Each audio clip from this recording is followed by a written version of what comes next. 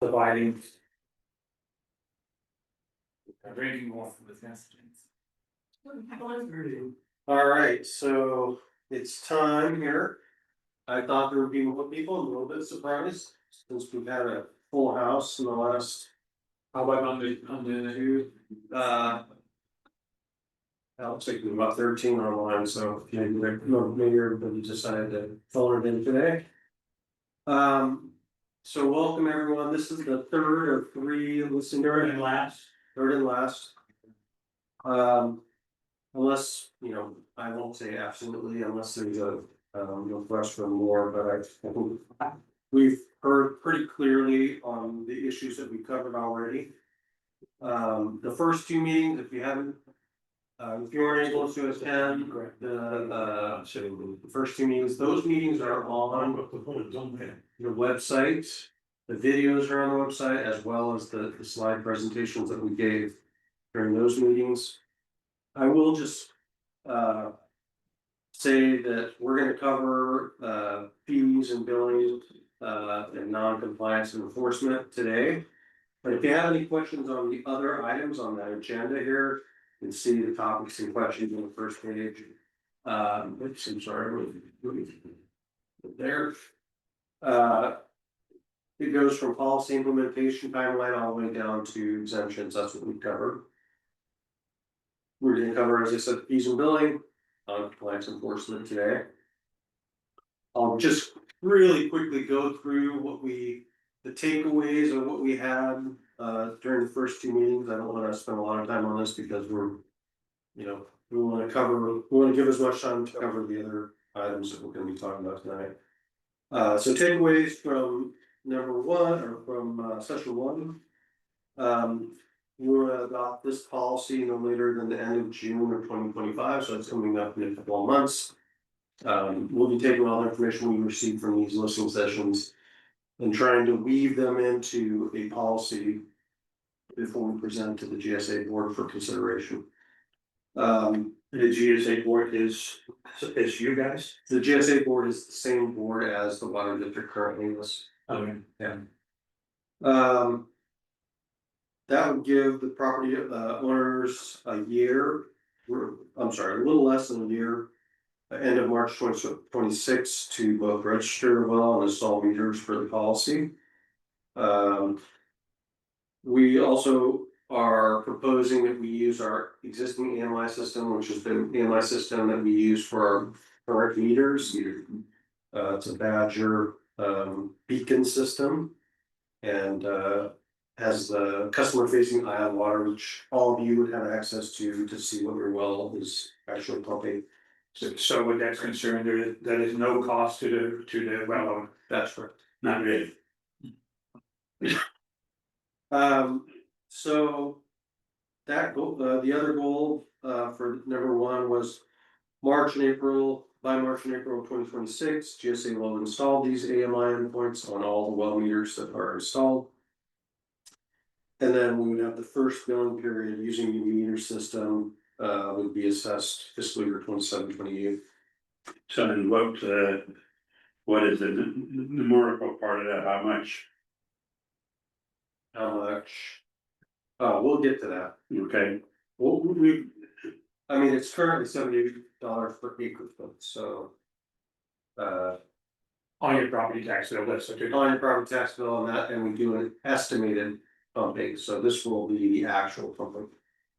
so you will get a rebate then if it's less. Yes, absolutely. We want you to be paying for what you're pumping. All right, Registration will require our CGSA form to be filled out by the well owner.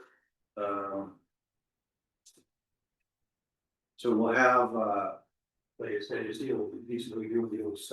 yeah, we'll have basically, we'll want to have a record of everyone who owns a well, submit a form to have it already.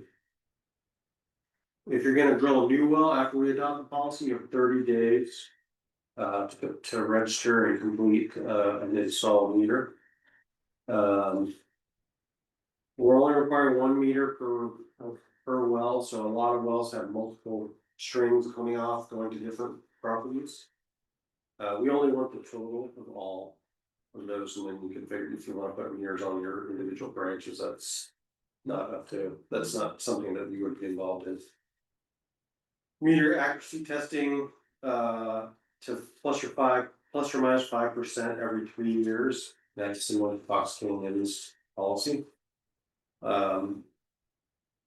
If the meter is not maintained within accuracy range or solid crop factor calculated to be applied, calculate the fees, and we'll get into that a little bit later in the fee section.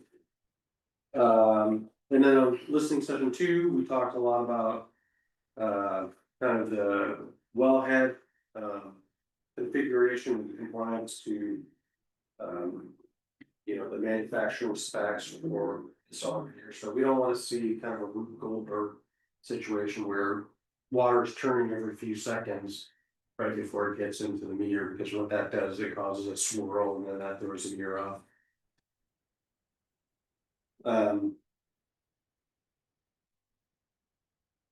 They have to be size appropriate, they have to be compatible with the AMI system, meaning they have to have a electrical output.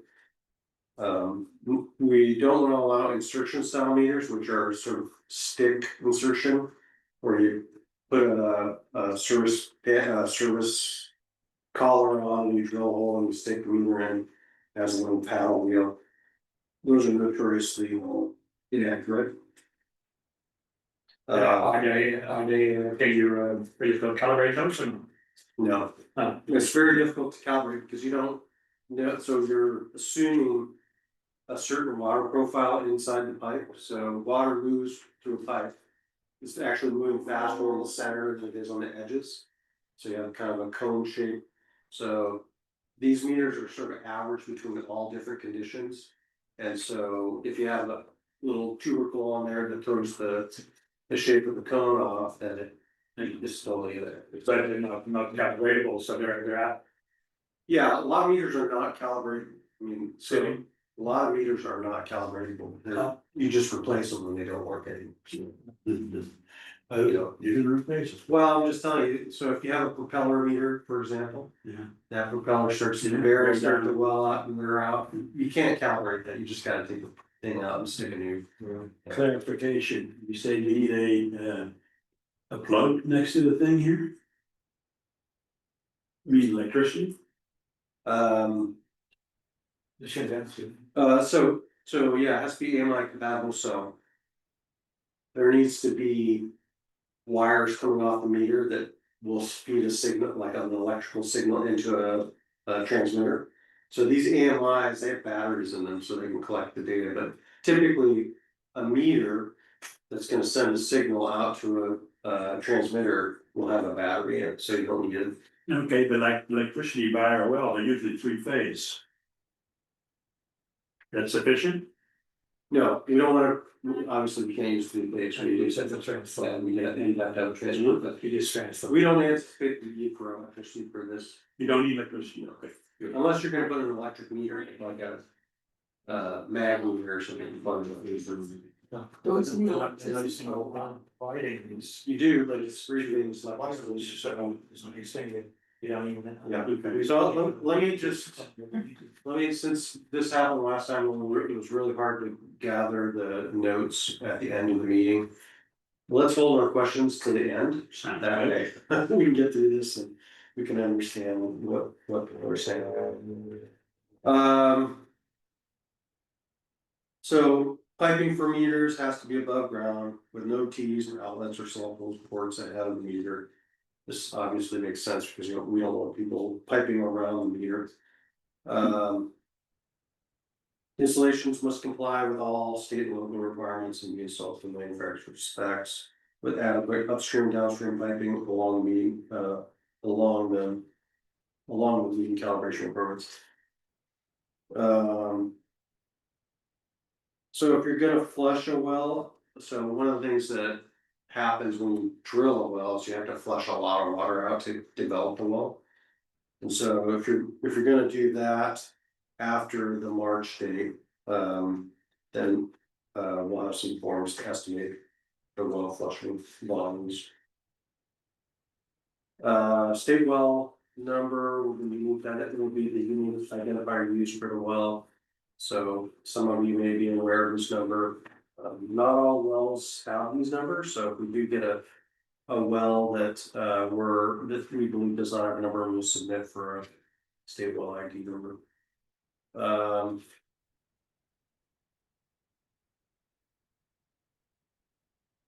Yeah, so there are some wells that are abandoned but not destroyed, and so we will notify the owner that this is a finding.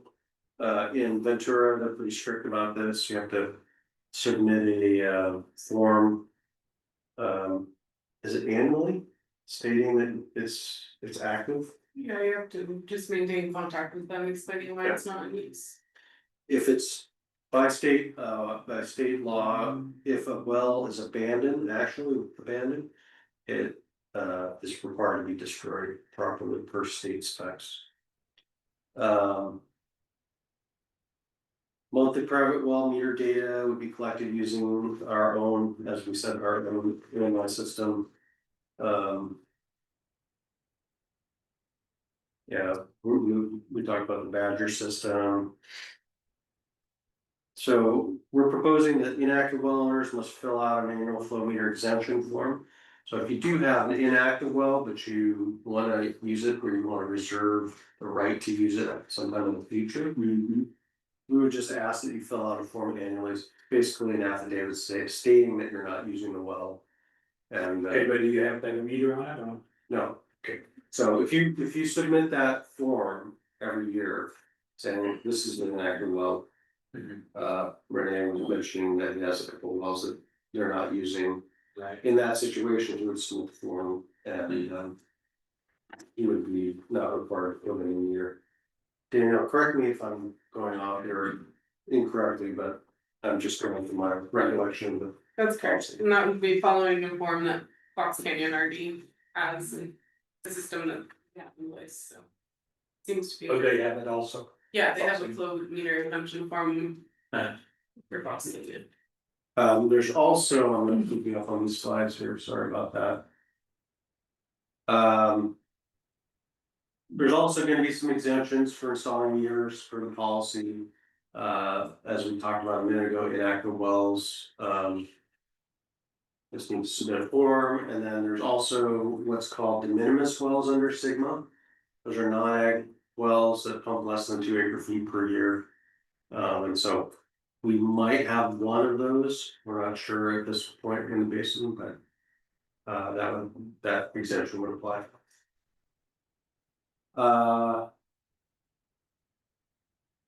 Yeah, so exemption to AMI equipment, there is no exemption. If you have a meter, then we would install an AMI point on it. All right, so then getting on to the new topics. As I said, we covered these 6 items here, and now we're gonna cover fees and billing and non-compliances, so. I'm gonna move it over to Danielle. Yeah.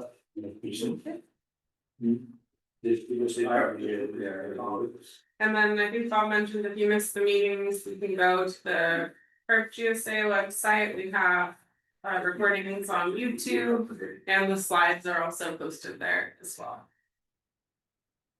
And we wanted to circle back to a question that came up in listening session number 2 about the quantity and availability of calibration contractors. So on these slides, I have the Fox Canyon calibration contractors, there's 9 of them. I've started reaching out to them, and on the next page, you can see some of the feedback that I got regarding the costs and scheduling turnaround times, so it kind of ranges anywhere from $200 to $400 for a test. Many of them did indicate that if you have multiple properties, they can reduce the $200 to $400 for calibration or meter accuracy test. That's every 3 years. Every 3 years, so then in the following column, I divided that by 3 to kind of give you an estimate of the annual expense of that you would incur for this requirement. Most of them implied that it's a few weeks lead time that they need, and we're hoping to get feedback from more of them. There's a lot of emails that have been sent out, and then the water district is having our well meters tested by another company not listed on the Fox Canyon list, I believe on May 6th, so I'm going to speak with them in person and see whether they would also be willing to do testing for private property owners. So hoping to get some more information. Again, this would be required only upon initial installation, if it's not a brand new meter, if you're trying to take an existing meter and show that it meets the calibration requirements, otherwise it's every 3 years. And we're still thinking that that could be spread out so that everybody's not having to do it at the same time. I can't remember the wording, but it Yeah, makes sense, so. like a setup with a test month, similar to Yeah. that, the test. So how many wells are gonna have to be tested? So. It depends how many are active, once everyone starts submitting their registration forms at the last meeting. We know of over 150 active wells, there are some. Properties that we know are pumping, we're not sure which well on their property is actually in use, or whether they're sharing with the neighbor, so actually knowing the total. So wouldn't this be a great service from the water district to the farmers to do this? To test all, it's tough. It's a thought, we can add that into the input. I mean, costs are costs, and you know. Well, it's $300 to $400, $200 to $400. As a residential person, I would say that we would also be paying for the cost of private well testing. But we already paying for the residential from the water from the dam that was paid for by agriculture. Alright, so Never mind. Well, But residential is also paid for. let's stick to our meeting here, and as again, I'll just remind you to hold questions to the end. As mentioned in previous meetings, we're modeling a lot of these ideas off of the other local groundwater management agencies, the Ojai Groundwater Management Agency, and then also about Fox Canyon. Ojai covers the eastern city of Ojai and between Ojai and Santa Paula, and then Fox Canyon has several aquifers that they manage. Underlying Fort Wainini, Oxnard, Camarillo, and Moore Park, and other unincorporated areas. Another question that's been kind of asked or alluded to in previous listening sessions is how many wells are these agencies monitoring? So I reached out to our contacts there. Ojai Basin Groundwater Management Agency is managing data and fees for 150 wells. Fox Canyon has stated that they're managing data for 977 wells, of which 258 are required to send in those exemption forms annually. So those are kind of the scale of those agencies. So we're in between those two. Yes. So starting with fees and billing related questions, we need to determine how often meter extraction fees should be collected, and due to the CGSA, what should the billing periods be and when would the fees be due? Should inactive wells have to pay a fee, which we started talking about last time, and what should those annual requirements be for the inactive well owners? And through what system should the extraction fees be collected? Then for context, again, looking at those other agencies, Ojai collects paper statements quarterly. Fox Canyon does semi-annual statements. I've listed the billing periods for Ojai and Fox Canyon. They vary. In Ojai, he did an exercise and looked at what an inactive fee, an inactive well owner would pay. They have fixed fees regardless of whether the well is in use, and minimum pumping fees. If the well is used less than 8 hours, they're still paying over $500 a year for their inactive wells. Fox Canyon, which is what we're proposing to model our inactive well forms after. They've got their annual flow meter exemption form that would be required to be submitted in order to remain exempt from having to install a meter in complying with the other aspects of the policy, including calibration. And then both Ojai and Fox Canyon have their own independent billing system, which the CGSA is trying to avoid. we're hoping and proposing to continue using the tax roll. So this is Ohio's statement, we went through this last time, active wells fill out the form and pay their fixed fees, and so do inactive wells. Fox Canyon, there are annual extraction charges. If there's some sort of exemption and there's not a meter installed, the cost per acre foot of water extracted. Using estimations, it's double, so they go from $6 per acre foot to 12. But although those are the extraction charges, there's other fixed fees built in. So again, their inactive wells do not pay fixed fees or extraction fees. They're just held to that annual submission of the flow meter exemption form. That's gonna cost you $100, so. For the exemption form, we're proposing less than that. I'll get to it in a moment.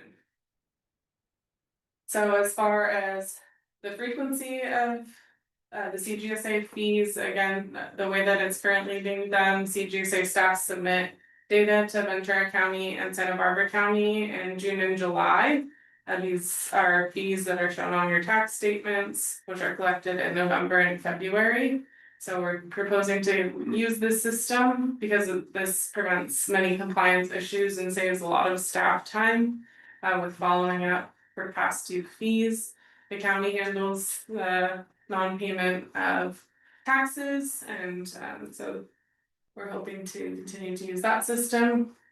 We're proposing May 1st through April 30th of each year because this gives staff adequate time in the spring to pull the information from the AMI system and submit the data for those that have complied with the policy. And then we've also proposed using crop factors as an alternate method for those who do not comply. So that will take some staff time, and we don't want to be running right up against June and July. Should an active well have to pay a fee, we suggested at the last listening session that there be a small fee just for covering staff time. Right now we're proposing a $35 processing fee per inactive well. This would also be assessed on the tax roll. And then the form would look very similar to the one that Fox Canyon utilizes. And the GSA may require Edison bills, photos of an empty well casing showing that there's not a pump there in order to have additional evidence that the well is not actively in use. This fee is designed just to cover, again, staff time, processing, scanning data, and updating the database. It's important for us to know which wells are still inactive, because there's also the chance that from one year to the next, somebody's activating a well and having to install meters, so just trying to keep track of all of that. And then again, we're proposing to use the tax roll system to collect the extraction fees. Additional questions regarding fees and billing: should there be a past due fee for late or non-submittal of annual flow meter exemption forms for these inactive wells? Should there be tampering fees for cutting or removing the connection to the CGSA data transmitter? Should there be fees assessed when access is denied to a well site and the CGSA is unable to work on their equipment or verify the well status or meter presence? So again, in Ojai, inactive wells must submit their quarterly extraction statements. They do have late charges, which are 10% of the extraction fee. And then Fox Canyon has a list of civil penalties if the property owner is in violation, so they can always resort to those. As far as tampering fees for AMI equipment, again, Ojai doesn't have an AMI system. Fox Canyon, it's not applicable because the AMI system isn't owned by Fox Canyon, it's owned by the property owner. But again, our fees if they don't comply with the AMI ordinance, if it remains disconnected or isn't working, and their fees are $1,000 per day. So should there be fees assessed when access is denied to a well site? Both agencies aren't, it's not necessarily applicable because again, there's no agency owned equipment, but they do require with advance notification access to the site for inspections to check on the meters and equipments, make sure that there's no keys ahead of the meter and those sorts of things. So right now, the CGSA is proposing $120 fee for past due flow meter exemption forms. All of the fees that are proposed have been designed to cover certain hours of staff time. So this late fee would be designed to cover 2 hours of staff time sending out past due letters, making calls, sending emails. And then proposing a $360 fee if the form is completely ignored and not turned in prior to the end of the billing period. This is designed to cover those 2 hours in office and then an additional 4 hours of field staff time, potentially visiting the inactive well to verify that it is truly inactive. And continuing to try to get that owner to submit the paperwork.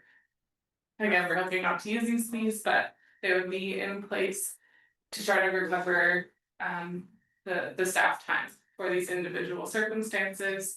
But you don't want to stop time increasing significantly and having everybody share that cost, but rather these unique scenarios, the property owner covering the staff time Yeah, that they contributed to. just, I'll add some things, so this form, this inactive.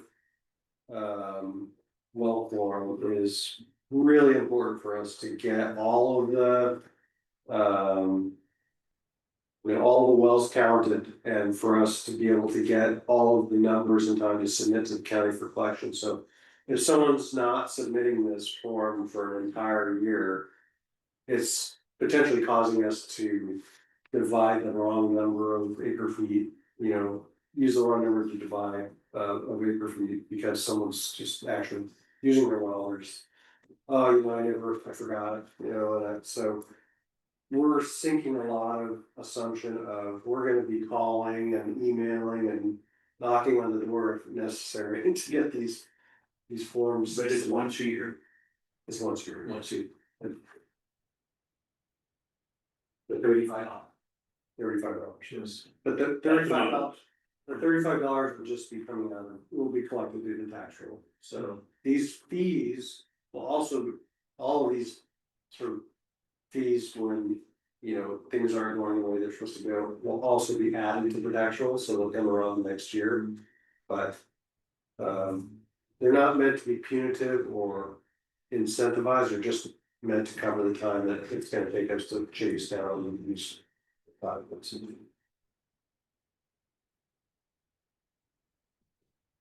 Moving into tampering fees for damaged equipment, we're proposing a $300 tampering fee, which is designed to cover the cost of a new endpoint or data transmitter in the event that it needs to be replaced in 1 hour of staff time.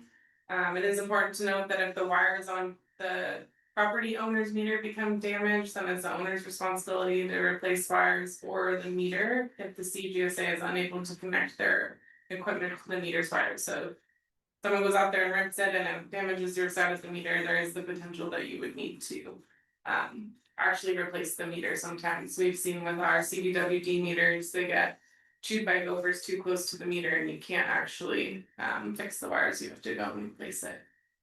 And you also have plumbers come out and just, slash and burn and, it's kind of one of those things that. It could be avoided if, the owner was aware that his plumber's just gonna destroy everything in the box, in this case to be on the well, but yeah, they can do a lot of damage in a very short amount of time. And then again, another zone access issue, we're proposing a $200 failure to provide access penalty fee if staff attempt to contact the owner and site contact more than 5 times via phone and email with no response to regain access to a well site.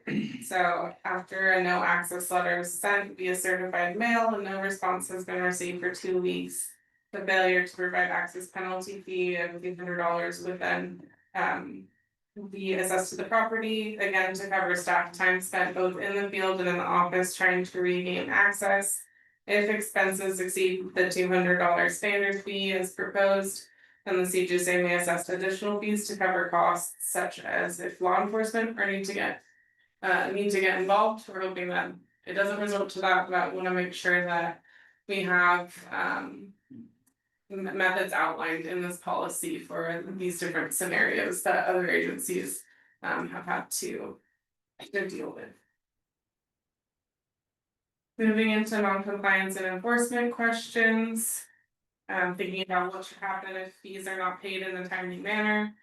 What are the fines, if any, for not registering wells or installing meters per the policy?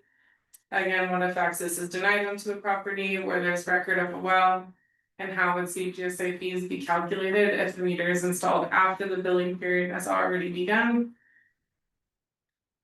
We mentioned Ohio has a 10% past due, fee. Fox Canyon, they end up charging interest on the extraction charge section of their bill at 1.5% per month that it's overdue. In Ojai, they're currently really trying to get the last of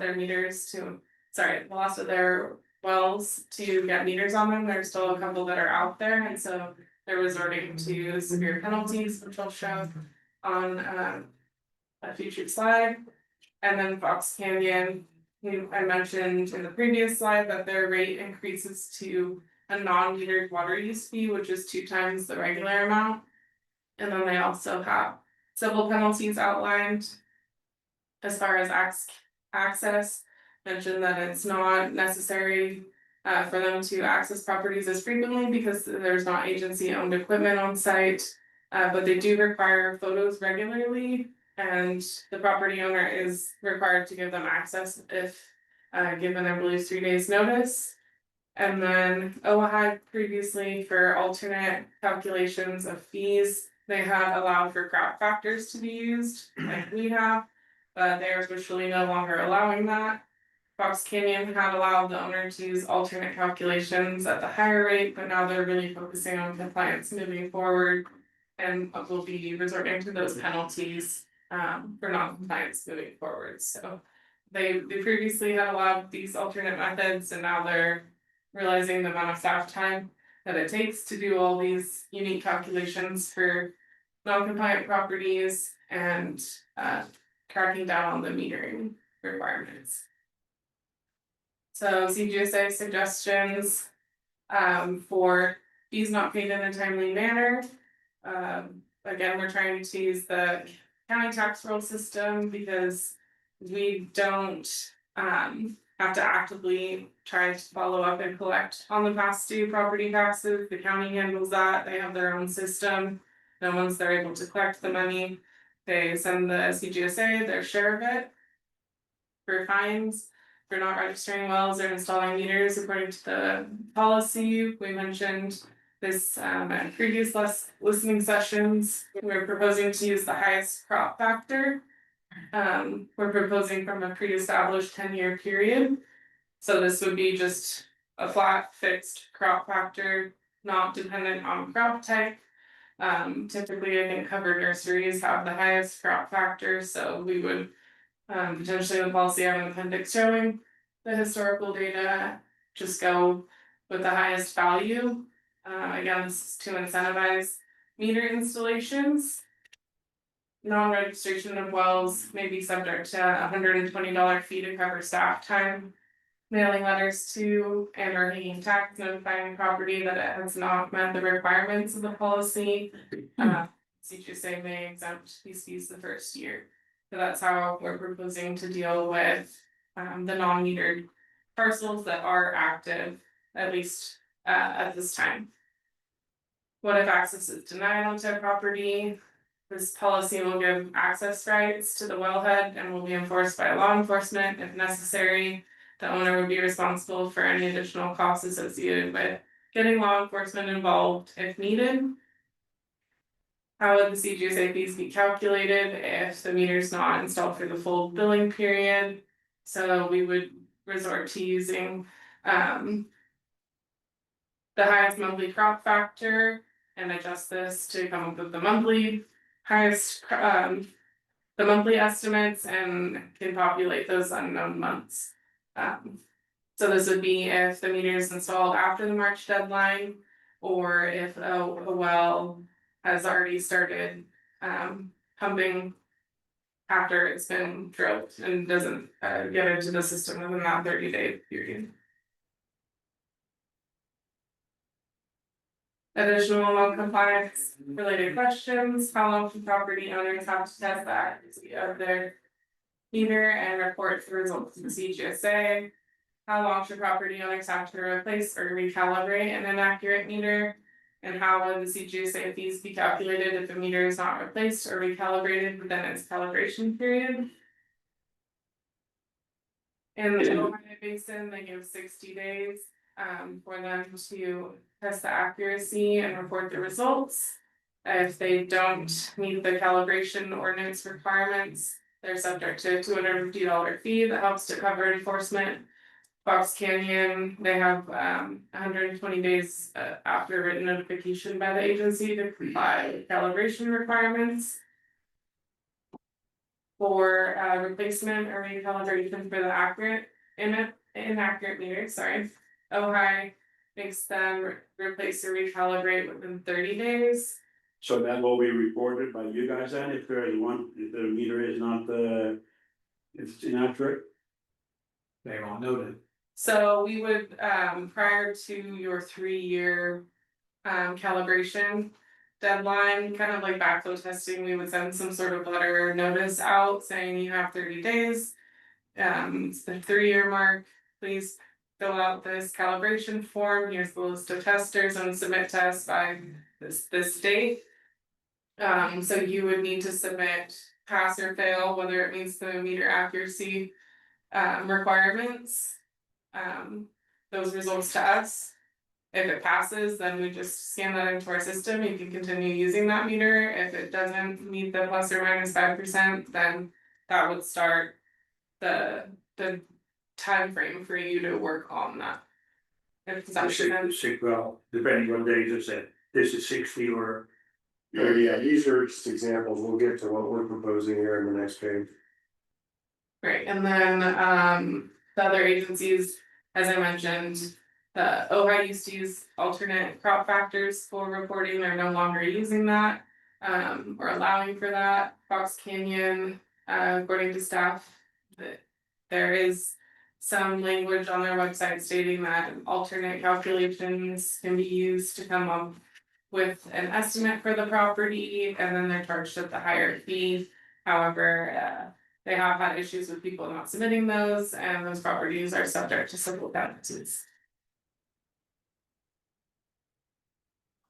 So as far as the CGSA, we're proposing that owners have 30 days to test the accuracy of their meter and report the results. The CGSA plans on setting up wells with a test month similar to our annual backflow testing, but this would again be every 3 years, not annually. That the owner would be responsible for testing their meter. Letters would be mailed to the owner prior. Again, we'd have a form that the calibration contractor would fill out, and we would maintain a list of these contractors on our website. We're hoping to find additional contractors, in addition to the ones that Fox Canyon has already provided. How long should property owners have to replace or recalibrate? We're proposing 30 days. And similar to what we require for backflow testing here at the water district. Again, if it passes, you just submit the form, you're good for the 3-year period. If it fails, then we'd send a follow-up letter saying you have 30 days, we need passing results or replaced meter by this date. If the CGSA fees need to be calculated for a meter that's not replaced within the calibration period. So we're proposing that if an owner takes longer than 30 days to replace or recalibrate an inaccurate meter after it fails, then the meter data will be adjusted based on the most recent meter accuracy test. So we would know how out of sync it is, how out of calibration, so we would be able to adjust the metered information accordingly. And then an additional $500 fee would be charged to the property if the meter continues to be out of calibration into the next billing period. Then the CGSA fees would resort to be calculated using the highest crop factor method. So what we don't want is a meter just continuously remaining out of calibration. So if you don't act upon the recalibration or replacement, then crop factor wouldn't be utilized. And then the last question, I believe, is how would the CGSA handle properties that fail to install a meter for the policy? So this would be someone just not installing a meter eventually over the course of multiple years. Ojai have been using crop factors as an alternate method for a number of years. They're down to, I think, less than 5 properties, and they are handling them all individually at this point in time. This is from board meeting minutes earlier this year. So they're proposing civil penalties of an initial $500 fee, and then past due $20 to $50 per day to be assessed. And then they're approving civil penalties up to $2,800 on this. This is for one particular property that has not responded to multiple requests over many years to install a meter for the policy. And similarly, Fox Canyon has similar language, starting out at $1,100, increasing to $1,700, and then again, finally $2,300 for non-compliance with their metering and calibration policies. So for now, the CGSA will consider civil penalties if all other remedies are exhausted. Again, the other agencies we've seen have had issues with this, so it's an important concept to think about is, you know, if somebody's having their property constantly calculated with these crop factors, staff are dedicating several hours of time to that one property on an annual basis, so something to think about. And then our question and comment period, please state your name before your question or comment, whether you're in person or online. Lisa, we're gonna rely on you to look at any comments or questions, and or if someone wants to actually speak, to have them raise their hand, and then you can unmute them. But I think we'll start with the room first. To Jerry Van Wingeren, I was looking to see, these are all penalties for the farmers, it looks like, the whole thing is. The civil penalties? All penalties, all costs are contributed to the farmer. What if that's the district, Daniel, you're doing a good job, but I wanna make sure, because it's not always gonna be that way. We have a very difficult situation with Fox Canyon, nothing happens on time. Okay, yet you still pay the price at the end, there should be some kind of thing in place that says if district's at fault, then these things will reverse, you get a credit towards this. Well, when you say the district is at fault, can you expand on what you mean by that? All these things that we could be at fault, you could be at fault as well. For our own wells or for your? But not for our wells, whereas all these penalties that come because we did not Yeah, do this on time, then on time, whatever the difference, for whatever reasons, and I don't want to get specific, but it should also be a consequence for the district. If there is a short-term on their part. so I will say with any fee that is a penalty fee, regardless of whether it's based on just recovering a staff time or if it's punitive. Or if it's a fee motivated to make someone, comply, all of those would be subject to appeal. And so we'll have a process in place for challenge of those fees if someone doesn't believe that they're fairly applied. It will go to the GSA board, they'll hear the case, and then they'll make a decision. Okay, but it will be in the policy as well. It will be in the policy, yes. The process of appeal for any fee. Right, then appeal is nice, but obviously it's going to cost we can just say, oh, it's my time right now, it's gonna cost you $100 because I'm spending an hour.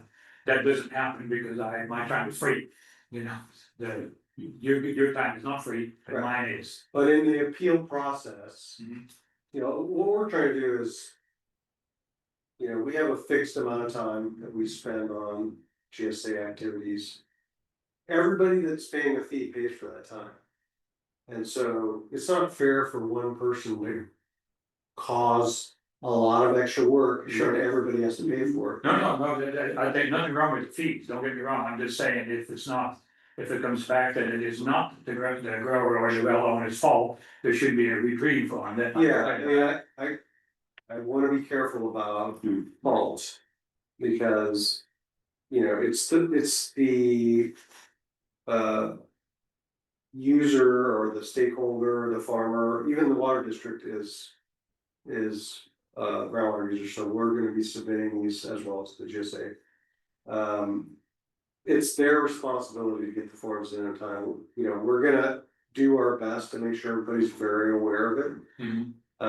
But at some point, we have to say, it's ultimately your responsibility, you know, and when you start throwing words like fault around, it makes me think you're expecting something that may not be part of this policy, which is us to babysit everybody and make sure that they get their forms in on time. That's really not possible. It probably wouldn't be efficient for us to do that. It's cheaper in fact, I think it's cheaper for us to just say, well, it's gonna cost you an extra 2 hours of our time because you're late on this form. Rather than us trying to get everybody, you know, identify the problem children, Right. give them like 5 extra calls before the due date. Yeah.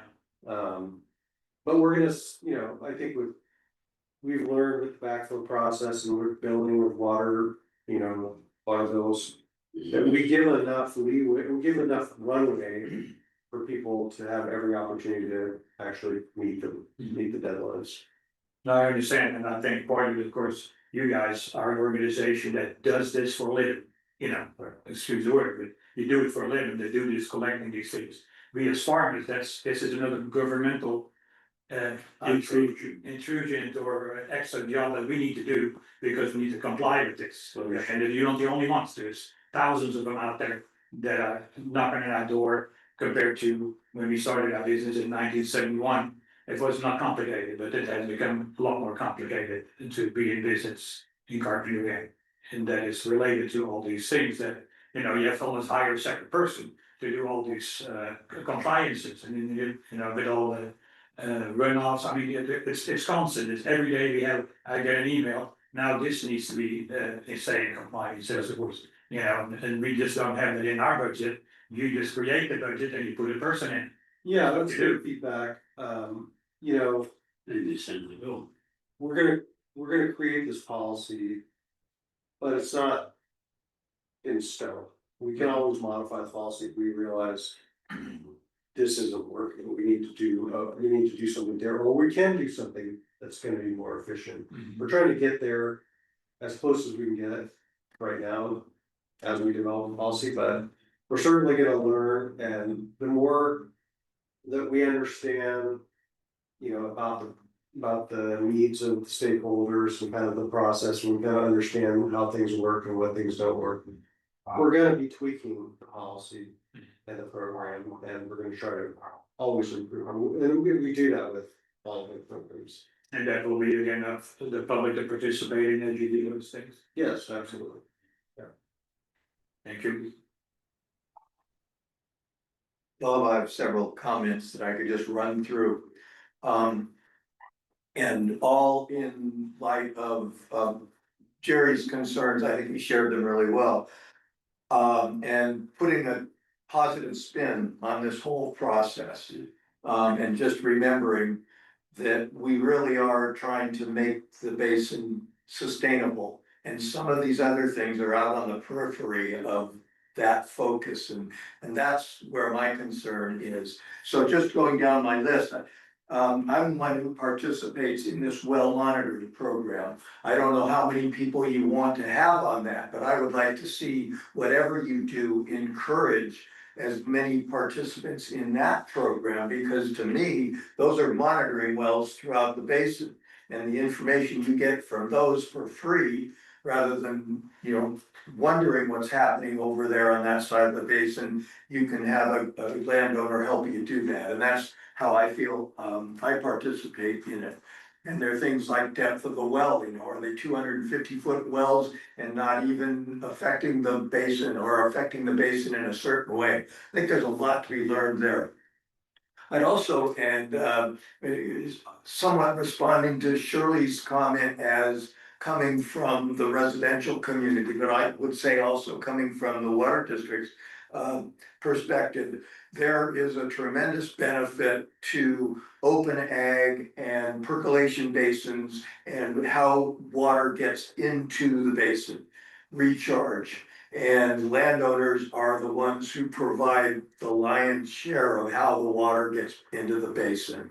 And I think that needs to be recognized as an important part of we're not just, those of us with wells, we are not just extracting water, our land is putting water back in. Abandoned wells, for one thing, I see that as a somewhat distraction from the question at hand, and that is what's happening with the sustainability of the basin. My experience with abandoned wells is, okay, they're abandoned, they're sitting over there in the corner of the property, they've been like that for 50 years, maybe, they're really not affecting the groundwater. Yeah, we would like, they could, but they most likely are not gonna change anything between now and later because they've been sitting there for 50 years doing whatever they're doing. There is a real important safety factor, for kids, for livestock, anything like that. Yeah, we wanna get them sealed over and done properly, but it really doesn't have much to do with the sustainability of the groundwater basin. And I would add to that, before they get abandoned, maybe you the water district and the GSA ought to be looking at them and saying, hey, maybe these, if it's in good condition, maybe it's monitoring a Sentry well that you wanna know about, and maybe it shouldn't be abandoned. Maybe the chances are pretty slim of that, but rather than pump concrete in the thing and then find out you gotta do one next to it because you'd like to know what's happening, maybe there's a value there. I wonder, as far as some of the fees go, if you have the authority, and I would think through the property tax system, you would, or the county would, a lien on the property. Where a lien is often not as punitive as the fees, but it gets you to where you wanna go, where then when that land changes hands or they pull a permit for something, they've got this clouded title or a red flag on the title. And it could be, maybe a less expensive way to enforce the rules, so I would. Suggest, Are you saying less expensive than using the county's? well, you've done a great job of trying to anticipate all the things that could go wrong. But to enforce that could be a pretty expensive process. If it's, within a year's time and it comes around and the property owner hasn't done it.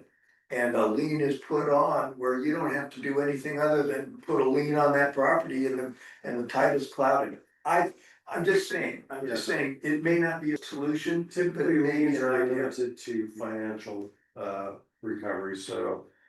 Non-compliance with the program is not, there's another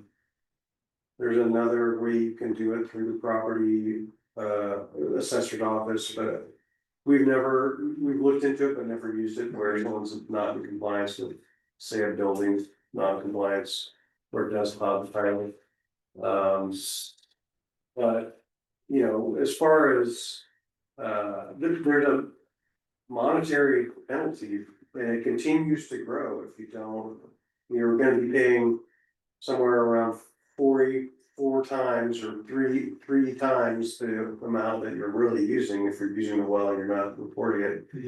So, to me, it seems like at some point, whoever's not complying is gonna go, okay, makes sense, financial sense for me just to put the meter in. Well, part of the approach that I'm trying to convey is, and you say you don't wanna make this punitive, But we wanna get as much participation and goodwill by doing so as possible. And so with that in mind, I would suggest phasing in some of this stuff as you can and focus on the groundwater sustainability part of it and trail this other stuff in over a timeline where it doesn't hit the landowner all in one big slug of, you've gotta do this and you've gotta do that. Another benefit, and I think Daniel touched on it, and maybe both of you, as far as the benefit of maybe a phase in is you're monitoring what's going on in these other districts, and so you're not reinventing the wheel on this, which is great. And so some of these problems that we're anticipating, they hopefully will come up with solutions that we can, piggyback on. And what you see as a problem and a solution and a fee right now, a year from now, that may not be the best way to handle it. So the phase in, especially if those things that you're going, well, we're not really quite sure how this should be handled. Maybe put those at the end of the timeline as far as phasing them in. And last of my comments is a lot of wells are in remote locations. And as far as vandalism and the like, I'm not comfortable saying the well owner is responsible for things that happen to his well or his meter or the electronics. If it's, is he gonna have to build a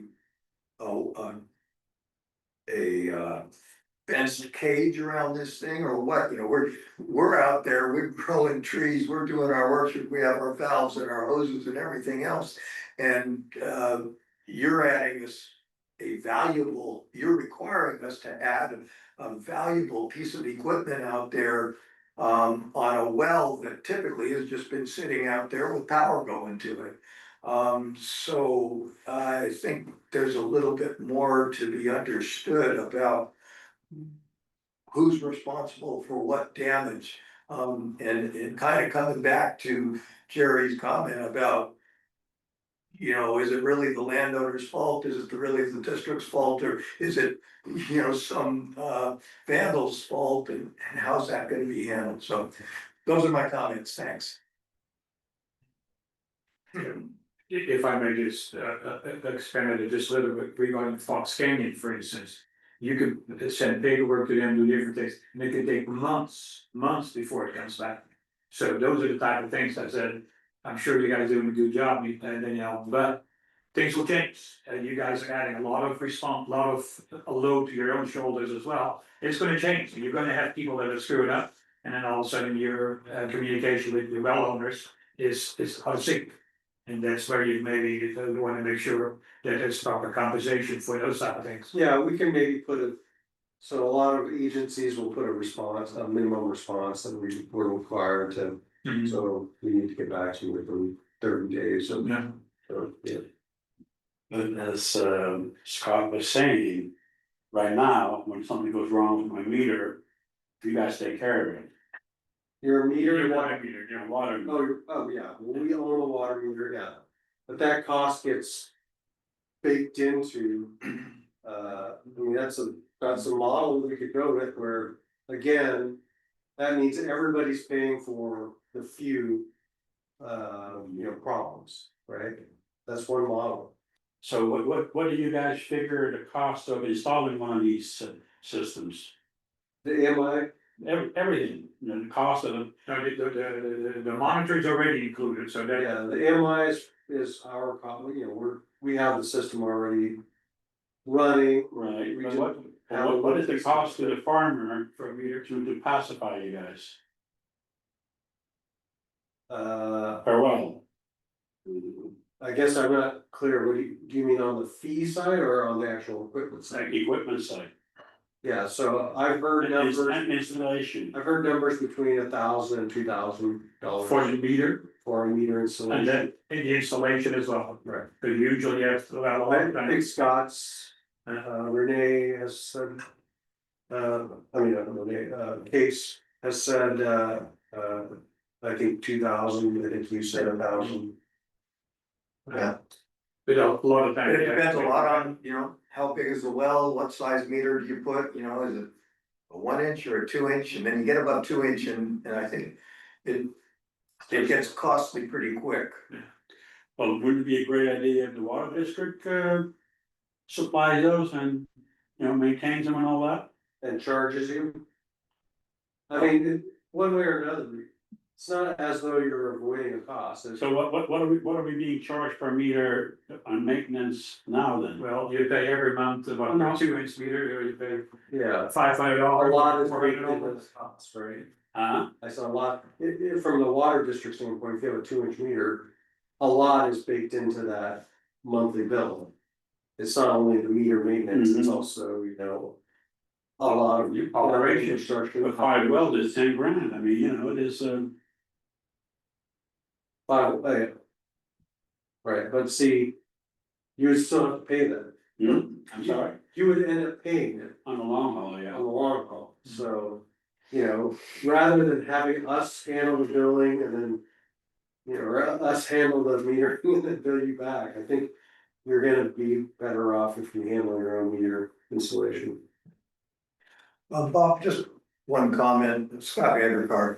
And it's great to hear, you know, the views of other people that we haven't heard a lot from, and there are a lot of good comments out there, I'm sure. But just an impression that I have from the landowner's point of view is that, and this is with regard to sharing costs and meter responsibility and all that sort of thing. A lot of landowners feel that they paid for the water under their property when they bought the land, you know, the groundwater is a valuable asset that we pay for when we buy the land. We're now being told that we need to make the basin sustainable for the benefit of the entire community. So now it is being removed from something that we own, that we had control over, to something that really benefits the whole basin. That's what the whole sustainability groundwater idea is, because we're all using it. So I think that if you think along those lines from the perspective of the landowner, there is an argument to be made for a more general covering of the cost by as many people, including the residential people, because the benefit is there. I mean, who's it benefiting? It's benefiting everybody who draws out of this basin. Right, but the water district is the proxy for those residential users, because we pay the same fee that everybody, that all pumpers pay. And, you know, we approach this as an acreage based, in which all of the parcels that were residential or commercial or whatever, even if they didn't have access to a well, was paying some per acre fee. And the feedback we received pretty much, I think, definitely majority, but I would say, you know, you know, 90% of the feedback we received was, this is not a fair way to do this. And I think you were one of those people who said, this is not a fair way to do this, we'll do it based on acreage. Right. So, and, you know, to get back to your comment that you bought the land and you own the water. The doctrine of water rights in California, in particular groundwater, is that no one owns the water. You have a right to access the water. The water's down there, it's provided by nature. Yeah, because you have this patch of land, you have the right to drill a well over your land and use a correlative amount of water, it's called doctrine of correlative use. To benefit your land. And so it's in terms of you know, to get really heavy, it's known as a common pool resource where everybody in an area is sharing this resource. And so if it's not managed correctly, there's a race to the bottom of those resources, because this guy's pumping more than me, so I need to pump more. You know, I need to drill deeper and deeper, and you can see this happening in the Central Valley, you see it happening in Paso Robles, where a neighbor moves in, they drill a deeper well, and they can get more water, it affects the guy, then he has to drill, and so you're racing to the bottom. And this is common in fisheries, it's common in all kinds of different resources where if you don't have a management structure, it really will basically decimate the resource. And I'm not disagreeing with that. I'm thinking exactly what you're saying is supporting the argument that this is a community social resource that we are trying to make sustainable. And so that cost falls on everybody's shoulders. The fair way to do it, I don't know, but I'm saying, you're saying exactly what I'm saying. We're now being told that that water under our ground isn't ours, it's everybody's. And so everybody's involved in this and should be sharing in the cost in it, whatever is the fair way. Right, which I think is what we're attempting. Yeah, I think so too. Okay, we give some of these people online. Is there anyone online that has a Yeah, question Bob. or- We've got two people that have made comments, Sharon Merritt and Andrew Hart. So Sharon, Right. would you like to unmute yourself and go ahead and ask your questions? Okay, so what kind of meters are you talking about? I'm sorry if this is naive, but what kind of meters are you talking about? Are you talking about $6,000 satellite meters? What are you talking about? If I have a well and it has a meter, can I just report on paper what my meter is on the first of every month?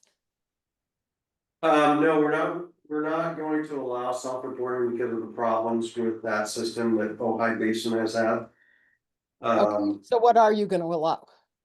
What we're proposing is that you have a meter that's compatible, has a compatible register that has basically electrical signal that comes out of the register, and they're not that much more expensive than just the regular mechanical heads. Okay. And So we would there's, then I'm sorry, go we would then ahead. supply the transmitter that would transmit that data back to our database, and we would collect the reads. Okay, so there is an alternative, Powwow Energy, which I just sent the link to, measures water use by testing wells and then tying into the electricity use and coming up with monthly usage. And the state, because I have a second farm along the San Ynez River, the state permits us to use Powwow for as a measurement for how much water we're using. And it costs $300 a month. Yeah, that seems to be more than installing a meter, I think. We're saying between $1,000 to $2,000 for a meter. Well, except for Andrew just said it was between $5,000 and $6,000. Yeah, that's not what we're hearing, but perhaps if you install a mag You have meter or quotes? some. I mean, do you have actual quotes? We have farmers that have given us information on these installations. Farmers have given you information, but you haven't gone to the companies? No, we don't have a well, we have municipal wells, which are kind of a different animal. I can believe that the meter for our municipal wells would be in that region, but depending on the size of the meter, or size of the pump that you have. I know Mr. Hart, I know his property, I don't think you have a huge meter, but I'm sorry, huge wellhead, but I would be surprised if it was between 5,000 and 6,000. I know that you work in the Central Valley also, Mr. Hart, and that may be where you're getting your numbers from, which are much, much larger wells. Okay, I'm sorry, but before I took over the family farms, I was a professor of marketing research, and it just seems to me that rather than, I have heard from farmers that you need to have solid numbers on this so decisions can be made. I mean, you need to say with 2-inch, 4-inch, whatever your piping is, this is what the basic meter costs, this is what the installation costs, this is what the upkeep costs. I mean, I don't think that's asking a lot. Instead of, No, we can do that, that's not a big ask. We can certainly do the research on, the meters, we're in the process of developing, a, acceptable meter list, and we'll put prices on those from vendors. We'll talk to installers to see if they can give us a price range, that's not a big ask. okay, So, because then, I mean, because that could change the decision making. So $300 a year to powwow, which is actually what I've chosen to do on my well along the San Ynez River. I have powwow rather than, it's an older well, and to get the kind of meter that is desirable and hook it into all the pipes, blah, blah. I have no idea what I'm talking about. Was I was told it was going to be between 5,000 and 10,000. So that's just easier for me to pay 300 a month, 300 a year. yeah, so, yeah, I think you said 300 a month before, and I thought that's. Oh, no, it's 300 a year. So over 10 One of the years, things we we're did, talking $3,000. yeah, we did look into. Pumping. You know, based on electrical use, and we've looked at some of these companies. And, you know, understanding that they go out and they test, you know, the hydraulics of your well, Right. and then they. Yeah. Pump with a fluid. The problem with that is, it just takes switching from one zone to another to throw everything off. Or or closing a valve slightly to throw everything off. Which are very common things when you're running a well and it starts to, you know, dry up, you start closing valves. That creates more pressure, that creates more energy, makes it look like the flow is more, so it's you very know, different. I, It's I, very under- difficult. I understand that your level of information about this so far exceeds mine. But instead of looking at all the worst case scenarios, powwow is recognized by the state, because I have to report my water usage to the state. And powwow is recognized by the state as a acceptable measurement. And that's costing me $300 a year. And it's easy. They send out the well measurement people. All I have to do is give them access to my electricity use.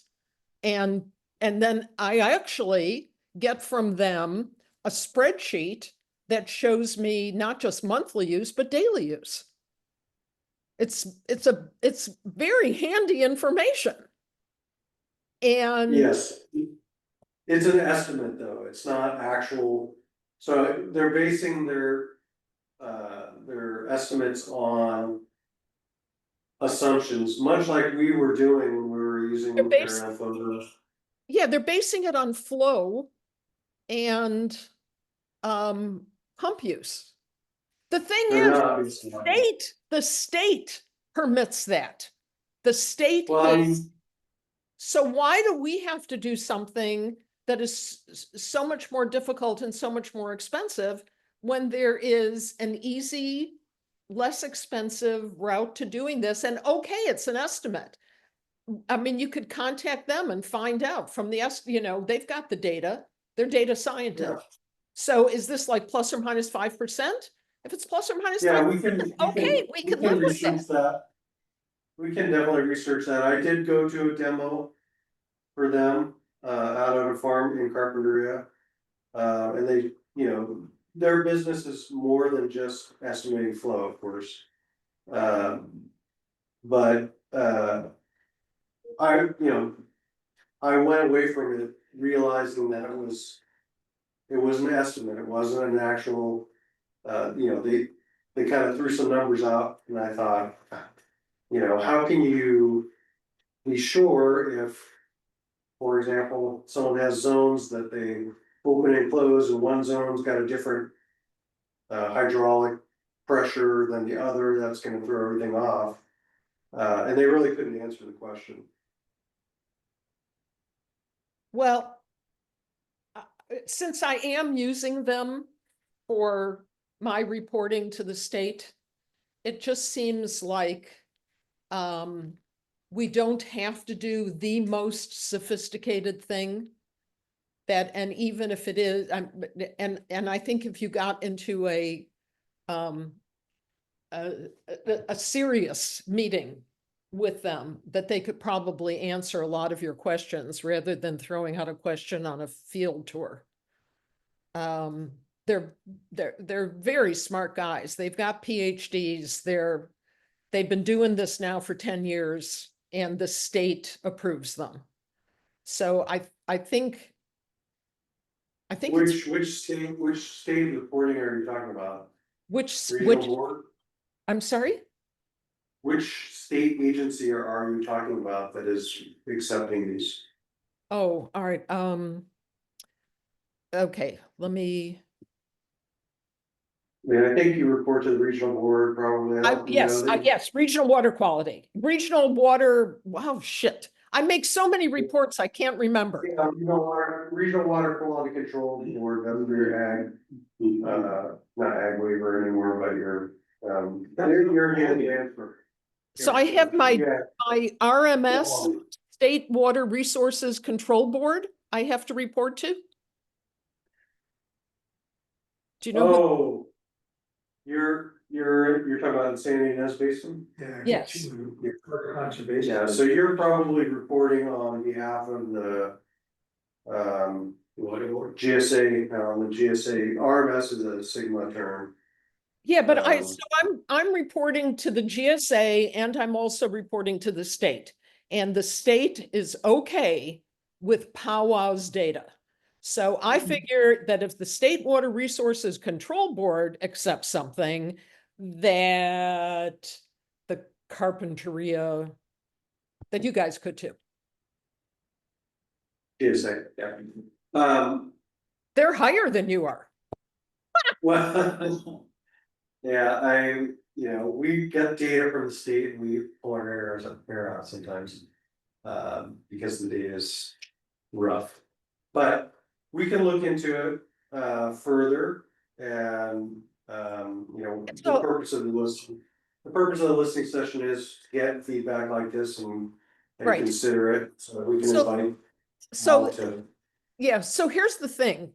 It's way less invasive, it's less intrusive, it's less expensive, and you're going to get less pushback. And it might not be 100% accurate. It might be only 95% accurate, but it's probably worth not getting the pushback. I mean, you're going to have a whole lot of pissed off farmers. Anyway, thank you for listening. And thank you. Bye. Yes, when we report out to the board, we'll answer as many of the questions that we can possibly answer, including these. Okay. I see David, I gotta go. Okay, thank you, Sharon. Bob, we still have Andrew Hart and Bill Hahn waiting to comment. Okay. Andrew? Good evening, and thank you guys. Bob, it's been a while, so please, if I say something ignorant, please correct me, because it's been a while since I've been involved over there. So the first one was about your insertable meters, but there is an option for a saddle mount mag meter, which is... Yeah, those are okay. Okay. Are you talking about like a strap-on mag meter? Correct. I think they're actually sonic meters. Some But are. yeah, Some are mag meters. It depends on the manufacturer. But the quote that I gave was for a brand new installation, like a retrofit on a 4-inch pipe with a Symmetrics mag meter. So if you take something, it has to be worked into with flanges and all the what have yous, and the meter itself, depending upon. And you're correct, it's here, not there. And so, but I'm also talking about a 4-inch, which is what we have there in Carpinteria. And so those for a new installation to retrofit is somewhere between $4,000 and $6,000. So thank you for the answer about the saddle meters. The second one was about calibration and the 3-year requirement instead of like a 5-year. Most manufacturers recommend a minimum of a 5-year, and mostly just kind of watching it. I understand the need for a recalibration. The question is really why 3 years instead of 5 years?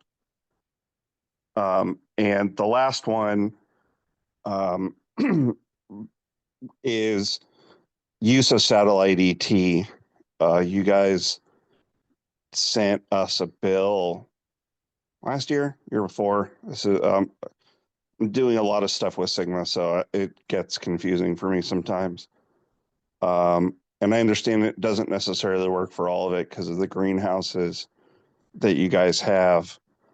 But if you had planned on doing something like satellite-based ET and defaulted or had an opt-in for a meter if they think their satellite-based ET is incorrect, it seems it would alleviate a lot of the fines and problems and access and what have yous, the contingencies that you guys are planning on. And maybe it just doesn't work there.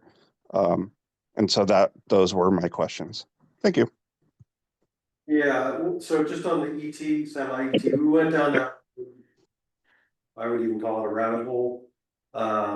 And first off, we got a lot of feedback that people did not like that approach. We were looking at that approach to improve our estimates, and we, got a company on board that was an expert in remote sensing and red band analysis, and tried to estimate the ET, and we were getting wild results. We kept tweaking it, using different models, trying to get close to what we thought was a reasonable result, but we just never got there. And so I think we concluded that either the method doesn't work here, or the method has a lot of problems that still need to be worked out. So that's one thing. I don't know if you had anything else to add to that, I will. Yeah, there's just, as you mentioned, the issue with covered nurseries, so even if we were to get it to calibrate a model that worked for the majority of, like the avocado and cherimoya parcels, then how would covered nurseries just require meters? It was like Pastures also were a big problem, which I think you have on the property. So we are less likely to go that route at this point. And then what was your other question, Andrew? Was about the calibration length. That's something we can consider. I don't, Danielle, do you have an answer for one or a couple of years? We're just modeling off of Fox Canyon and trying to keep it to one set period, whereas Ojai had different calibration requirements depending on the size of the meter. Certain smaller meters for every 3 years, larger meters for every 5 years. So we could look at. Yeah, we can look at the manufacturer's recommendations. And that might be my ignorance in not dealing with meters much smaller than 4 inches and dealing with basically agricultural mag meters. Most of those manufacturers are 5-year. And just it's just a suggestion just to maybe talk to somebody is Joel Kimmelshoe at Land IQ. They've kind of come out as the preeminent. We looked at Land IQ. We were working with a company called CGSA. But for the price and essentially the lack of headaches eventually once you get it kind of ironed out, seems like it would be beneficial. So that's it. Thank you. Thank you. Hey, Bob, just if I may, so this is Scott Vanderkar. We have a meter on the two wells that are in the basin that we monitor. And this last go around for the appeal period, and I shared this at the GSA meeting. I estimated 7 months worth of data from those two meters. And based on the estimates of property, avocados, cherimoyas that you had come up with, which were pretty darn close to what I think is out there on our properties. But these two properties that these wells serve are very different. One's north facing, the other one is south facing, different slopes, different just microclimates, even though they're within a mile of each other. And between those two wells, according to my estimates, and I had shared this, the calculation of what I owed to the GSA for the one well was $400 and some too high, based on the actual gallons that I found out from my meter. And the other one was about $400 and some too low. So I didn't do the appeal. But my point here is that unless you're measuring the gallons with a pretty accurate meter, these estimates with ET or whatever else with those microclimates, it gets to be a bit of a guessing game. It's an average approach. Yeah. So it averaged out in your case, but if you're a property on a south facing slope, you might be getting charged a lot more than you're going. Yeah, if I had one of those properties, I'd be happy if I got charged the $400 less, and I'd be upset if I was the one who had the one that got overcharged. So that's why we came to this conclusion of meters measuring gallons is the way to go. I think with the satellite based, one of the other reasons that we moved away from pursuing that is that there was additional, to get the model closer and closer to known pumping values, they wanted actual stations installed throughout Carpentria to measure. Evaporation, yeah, or Mm. evaporation. Yeah, more infrastructure. The tail water, the runoff was assumed, there was just a lot of assuming, it was like. This was. One more question, am I understanding correctly, are we being billed monthly, or is this gonna be twice a year on the property tax? Twice a year on property. That's what, okay, this one, make sure that that's what you measure and then. By a certain time it's added, so they only add once a year, right? Right, we submit it once a year and then the county collects it in two pieces and papers. Okay. So I know. Alright, thank you. Okay, So Bob, how we do have, know? I'm so sorry. We have one more person, Bill Hahn, that's been waiting to ask a few questions. Okay, we'll let him go. Hi, thanks Nice. a lot. I appreciate all the information. Couple, just quick things. Given the current system that we have where you're doing the estimated water use, what's the charge per acre foot that we're currently paying on that system? $78 per acre foot. And then the anticipated, once you get the metering system, assuming we work out all the bugs, once that's in place, how much will that be? Well, it just depends on the budget, so we're taking the annual budget and dividing it by the number of acre feet pumped. So, it could be that the values coming in are going to be much higher than we thought. Or much lower than we thought, so it can vary depending on that number. And it includes the district's wells. It includes the district wells, right? So we're assuming pumping is around 4,000 acre feet a year. So we take our $300,000 budget, annual budget, we divide it by 4,000 acre feet, and we can come up with a number. But if it turns out that pumping is actually 3,000, then the per acre foot cost will be more. If it turns out it's 5,000, per acre foot will be less. And Does that make sense? yeah, it does. Assuming that, well, maybe that's not an accurate assumption, but is the monies that you're now receiving, based on this policy of now we're paying for this extraction of water, is that a new form of funding for you? And if so, is is that being applied to any specific part of your budget? Yeah, it's the only funding, so GSAs by state law have to be self-funded, there's no other funding.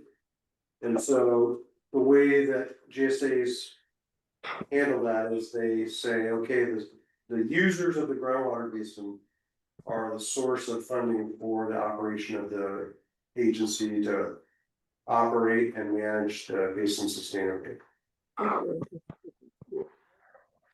So your anticipated revenue is gonna be whatever your budget is. I mean, you're gonna aim your revenue at budgetary figure.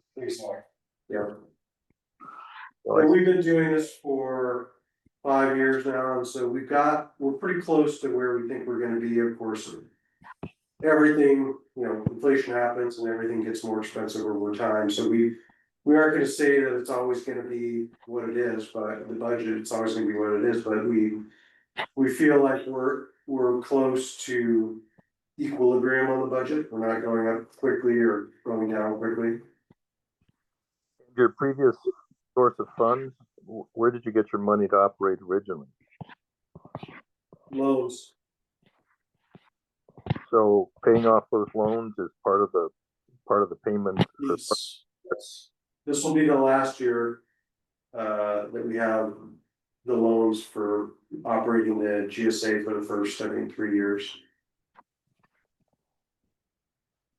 And I think we pay about 100,000 a year on loans. Okay. Yeah, I would certainly agree with Mr. Vanderkar that as much as this will benefit everyone who uses that water, or the entire population using the groundwater basin, that it would be nice to spread the cost to the individual well owner as much as you possibly can. And the meter cost. Well, anyway, thank you for listening. All right, thank you. And just to be clear, the GSA and the water district are separate entities.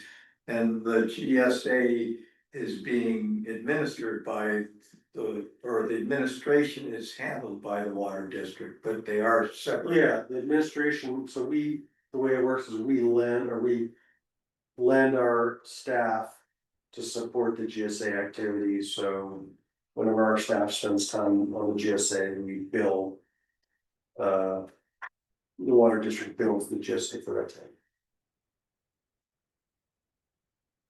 Hey, Did you have anything else? yeah, so as far as, cost of these meters, wouldn't it be cheaper for the water district to, acquire a volume of these things and we buy them from you guys? I mean, instead of me going there and you know, it is.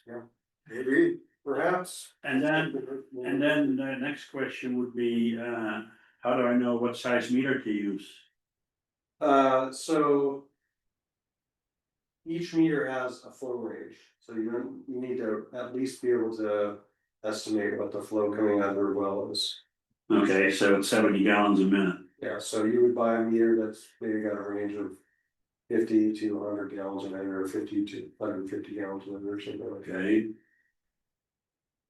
Okay, well, I'll be asking a question. Yeah, we'll generate a list, we'll generate a list of meters that we recommend, as well as, sort of the flow range of meters. We know the meters that the water district use are compatible, so we already have information on the Omni and the ultrasonic meters, so. All right, Thank you. well, thank you, everyone, Yeah, thanks for your patience. it's There's just a gonna, lot of moving parts it's here. just gonna cost me more money, that's all. Well, I mean, in life, always, you can say that about everything, right? But you need maybe. Our new sports car. Have you ever